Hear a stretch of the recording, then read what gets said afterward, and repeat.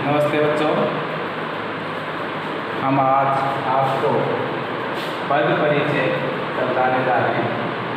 आप ध्यान से सुनेंगे और समझेंगे। फिर भी यदि आपको कोई डाउट रहती है, यदि समझ में नहीं आता है तो आप मुझे फ़ोन करें। मेरा फ़ोन नंबर है 9416259939। इस नंबर पर फ़ोन करके समस्या का समाधान कर सकते हैं या इस पर मैसेज भी डाल सकते हैं। तो आज हम तुम्हें बता रहे हैं पद परिचय किसे कहते हैं। वाक्य में प्रयुक्त पदों या शब्दों का व्याकरणिक परिचय देना, जानकारी देना, ये पद परिचय कहलाता है। जैसे मैं वाक्य लिखता हूँ, राम पुस्तक पढ़ता है। राम पुस्तक पढ़ता है। राम पुस्तक पढ़ता है। ये मेरे पास वाक्य है। तो यहाँ ये सारे पद हैं। राम पद है, पुस्तक पद है, ये पद है। इनकी जानकारी देना ही पद परिचय कहलाता है। इसमें कौन सी संज्ञा है, क्या लिंग है, कौन सा वचन है, कौन सा कारक है, क्रिया से क्या संबंध है, ये सब जानकारी देना ही पद परिचय कहलाता है। अब पद या शब्द दो प्रकार के होते हैं बेटा। नंबर 1 विकारी, नंबर 2 अविकारी शब्द। नंबर 1 विकारी, नंबर 2 अविकारी शब्द। अब विकारी शब्द, पहले मैं आपको विकारी शब्दों की जानकारी देता हूँ। विकारी शब्दों में आता है सबसे पहले संज्ञा शब्द। संज्ञा किसे कहते हैं? किसी भी व्यक्ति, वस्तु, स्थान, गुण, नाम, किसी भी व्यक्ति, वस्तु, स्थान, गुण, भाव आदि के नाम को संज्ञा कहते हैं। कहने का अभिप्राय है कोई भी नाम है ना, वो संज्ञा कहलाता है। संज्ञा का अर्थ ही नाम है। किसी का भी, चाहे व्यक्ति का हो, वस्तु का हो, स्थान का हो, भाव का हो, कोई भी नाम है वो संज्ञा कहलाता है। अब यहाँ ये जो राम शब्द है ये संज्ञा है। अब हमें ये देखना है इसमें कौन सी संज्ञा है, इसका भेद भी देखना है। क्या देखना है? इसका भेद भी बताना है। तो भेद होता है व्यक्तिवाचक संज्ञा, जातिवाचक संज्ञा, भाववाचक संज्ञा। अब व्यक्तिवाचक संज्ञा किसे कहते हैं? किसी विशेष व्यक्ति का नाम हो, किसी एक व्यक्ति का नाम हो। जैसे मेरा नाम जितेंद्र है तो व्यक्तिवाचक हो गया। किसी का नाम रमेश है, व्यक्तिवाचक हो गया। किसी का नाम सुरेश है, व्यक्तिवाचक हो गया। कनीला हो गया, व्यक्तिवाचक हो गया। महेंद्रगढ़ हो गया, व्यक्तिवाचक हो गया। तो किसी का भी नाम है वो व्यक्तिवाचक है। अब हिमालय है, हिमालय ये व्यक्तिवाचक हो गया। लेकिन हिमालय को हम की जगह हम पर्वत कहते हैं तो ये जातिवाचक हो गया, क्योंकि पर्वत में बहुत सारे पर्वत आते हैं।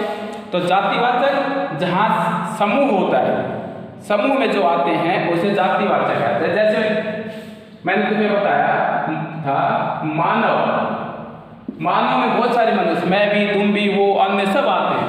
तो जितने भी मनुष्य आते हैं ये ग्रुप है, इसलिए जातिवाचक हो। और भाववाचक कौन सा होता है? जो भाव उत्पन्न, जैसे निर्दयता, दयालुता, ये सब भाव है। तो भाववाचक संज्ञा। तो हमें जैसे आप यहाँ नाम शब्द है, परिचय देंगे तो क्या हुआ? संज्ञा शब्द हुआ। संज्ञा हुआ तो कौन सा? व्यक्तिवाचक हुआ, किसी एक व्यक्ति का नाम है, इसलिए ये व्यक्तिवाचक है। इसके बाद विकारी में आता है हमारा सर्वनाम शब्द। हम सबसे पहले इसकी परिभाषा पढ़ेंगे। सर्वनाम शब्द किसे कहते हैं? संज्ञा के स्थान पर प्रयोग होने वाले या प्रयुक्त होने वाले शब्दों को सर्वनाम शब्द कहते हैं। सर्वनाम के भेद हैं पुरुषवाचक सर्वनाम, निजवाचक सर्वनाम, अनिश्चयवाचक सर्वनाम, प्रश्नवाचक सर्वनाम, संबंधवाचक सर्वनाम, निजवाचक सर्वनाम।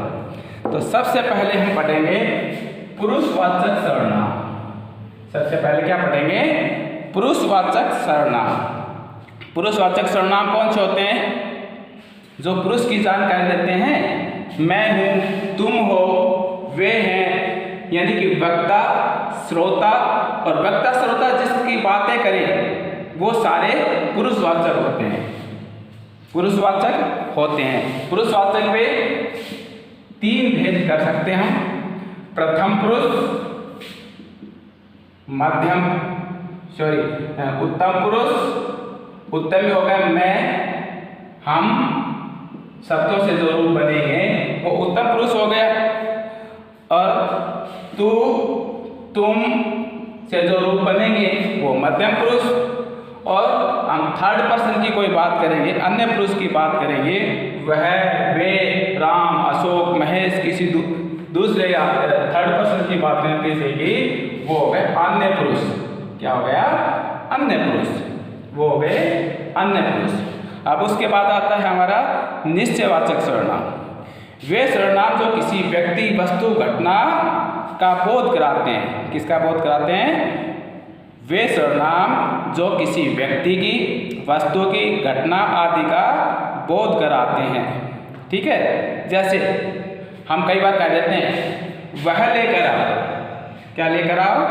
वह लेकर आओ। तो हमने निश्चित कर दिया वह लेकर आओ। यह लेके जाओ, हम ये मारकर कहते हैं यह लेके जाओ, तो यह क्या हो गया? निश्चित हो गया। भाई इसी को ले जाना है। वह का मतलब उसी को लाना है, किसी अन्य चीज को नहीं लाना है। तो ये निश्चय हो गया, निश्चयवाचक सर्वनाम। उसके बाद आ गया हमारा है अनिश्चयवाचक सर्वनाम। जो निश्चित ना हो, जो जब किसी वस्तु या व्यक्ति के संबंध में अनिश्चित स्थिति होती है, उसकी स्थिति कैसी होती है? अनिश्चित होती है, कोई निश्चित नहीं होती, तो वहाँ अनिश्चयवाचक सर्वनाम होता है। जैसे अभी मैं कह दूं कोई आ रहा है, तो इसका मतलब निश्चित नहीं है कौन आ रहा है। कोई आ रहा है, कोई जा रहा है।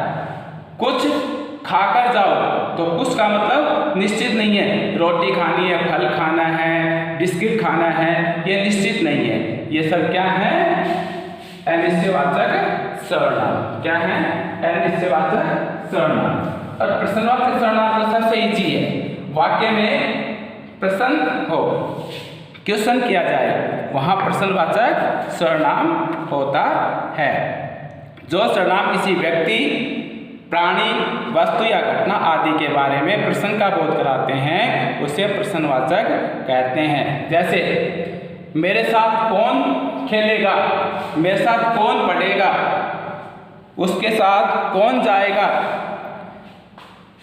उसके साथ कौन जाएगा, ये सब क्या है? प्रश्न। कौन, क्या, कौन सा, कौन सी, ये सब प्रश्नवाचक सर्वनाम हैं। संबंध, इसके बाद हमारा आता है संबंधवाचक सर्वनाम।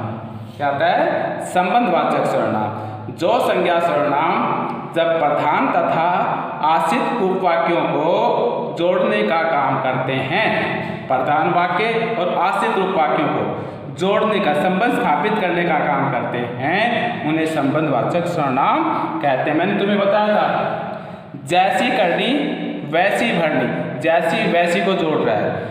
यह वही लड़का है जो कल दौड़ में प्रथम आया था। यह वही लड़का है जो, तो जो पहले वाक्य को दूसरे वाक्य को जोड़ रहा है, तो ये संबंध स्थापित कर रहे हैं। जो संबंध स्थापित करते हैं वो संबंधवाचक सर्वनाम कहलाते हैं। इसके बाद हमारा अंतिम आता है निजवाचक। निज का मतलब होता है स्वयं, जो अपने लिए प्रयोग किया जाता है, खुद के लिए प्रयोग किया जाता है, वो निजवाचक सर्वनाम। जैसे मैं स्वयं काम कर लूँगा, मैं स्वयं पढ़ लूँगा, मैं स्वयं लिख लूँगा, ये सब क्या है? खुद, स्वयं। क्या है? खुद, स्वयं, क्या है ये?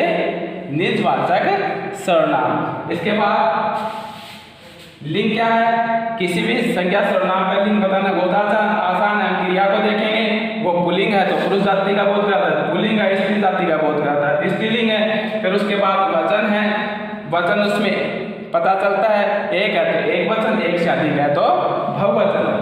फिर हम उसका कारक देखते हैं, तो कारकों के चिन्ह याद करने का एक तरीका है। कर्ता ने कर्म को करण से, संप्रदान के लिए अपादान से संबंध काटे की अधिकरण लेपय पर संबोधन ही अरे हो जाता है। मैंने यहाँ कोमा नहीं लगाया सर के बीच में, ठीक है?